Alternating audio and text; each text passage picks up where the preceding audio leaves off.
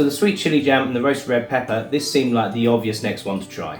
This is a chilli tomato jam. It's sweet, sharp, a little bit fiery, and with that deeper savoury flavour that you get, garlic, the fennel seeds and the slow roasted tomatoes. It sits somewhere between a chilli jam and a tomato chutney, so it goes brilliant with all your cheeses, your cold meats, or just whack it on a bit of toast if you're feeling impatient. So today I'm going to go out making a small batch of chilli tomato jam, see if it deserves a permanent place on the shelf. Let's get started. All the ingredients are on screen now, and as always, the full written recipe will be in the description below.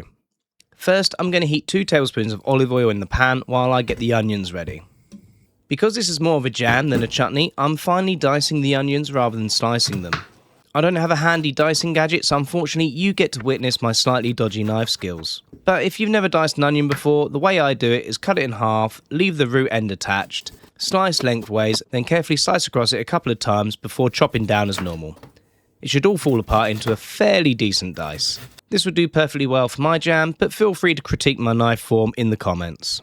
Once the oil is hot and the onions are diced, they can go into the pan for about 5 minutes just until they start to soften. While the onions are cooking, this is a good time to get your jars washed, sterilised and ready for filling later on.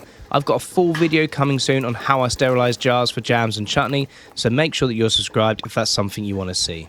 With the onions softening and the jars doing their thing, I'm going to prep the garlic and chillies. 2 or 3 garlic cloves should be fine, peeled and roughly chopped, and 2 red chillies. You can completely adjust the chilli here, use 1, use 3, remove the seeds if you want it milder, or leave them in. It is entirely up to you. I'm leaving the seeds in because I think they look great in the finished final jar, and I do like a gentle chili kick. Once the onions have softened, the garlic and the chilies can go into the pan, followed by 1 teaspoon of fennel seeds. The fennel seeds give a slightly deeper, savoury background flavour. It's not too overpowering, and it just adds something a bit different from a standard chili jam.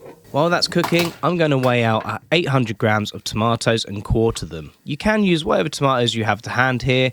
You could also blitz everything down if you want a smoother finished jam, but I'm going for a more rustic, chunky feel today, so I'm leaving the skins on, quartering the tomatoes and getting them straight into the pan.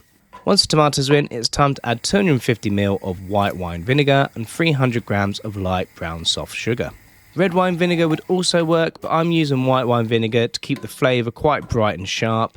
I normally use plain granulated white sugar in a lot of my jams, but for this one I wanted the brown sugar to bring a little extra depth. Give everything a really good mix and let the sugar dissolve into the vinegar and tomato juice. Once the sugar has dissolved, bring the whole thing up to the boil, then reduce it down to a steady simmer. Now I'm going to cook it low and slow for about 45 minutes to an hour, or until the mixture is thickened properly. As always with jams and chutneys, the exact time can vary depending on your pan, your hob, how juicy your tomatoes are, and possibly what day of the week it is. So rather than relying purely on the clock, here's what you're looking for.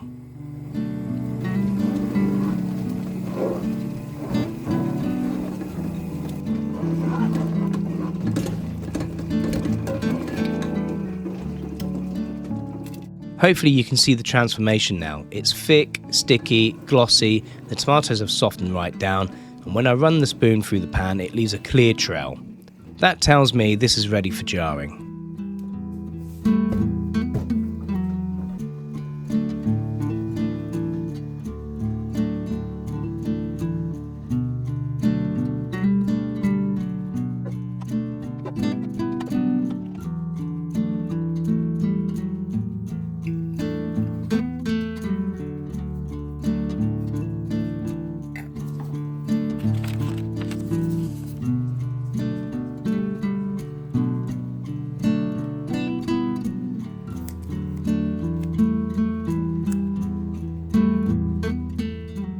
And there we go, homemade chilli tomato jam. I'm actually really happy with how this turned out. It has the sweetness that you want from a jam, but it has the sharpness from the vinegar and it has a bit of a kick from the chilies. I think it's going to be one of those jars that works with a lot of different things. Cheese boards, meats, maybe even dolloped into something or as a glaze potentially. If you've made something like this before, do let me know what you paired it with because I'm always looking for an excuse to open a jar. If you have found this useful or entertaining, do think about liking and subscribing. I try and do new videos every week. If this recipe sounds like a bit of you, you might also like this recipe over here, or if not, YouTube thinks you'll like this video here. Until next time, keep crafting independence, one skill at a time.